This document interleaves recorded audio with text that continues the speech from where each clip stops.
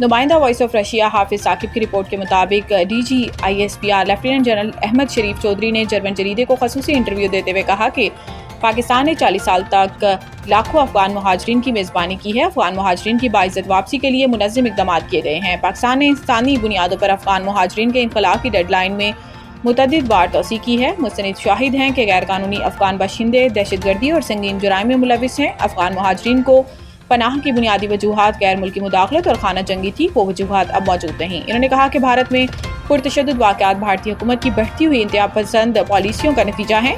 भारत अपने अंदरूनी मसाइल को बैरूनी जबकि बैरूनी मसाइल को अंदरूनी मसला बनाकर पेश करता है। भारत रियासती सरपरस्ती में पाकिस्तान में दहशत गर्दाना कार्रवाइयों में मुलविस है। भारतीय फौजी अफसरान के पाकिस्तान में दहशत गर्दाना कार्रवाइयों में मुलविस होने के मुस्तनिद शाहिद हैं। पाकिस्तान भारतीय दहशत गर्दी के सबूत अक़वाम आलम के सामने मुतअद्दिद बार पेश कर चुका है। मसला कश्मीर के हल के लिए आलमी बरादरी को अपना किरदार अदा करना चाहिए। भारतीय रियासती इदारे बशमूल आर्मी शिद्दत पसंद सियासी नजरियात के ज़ेर असर हैं।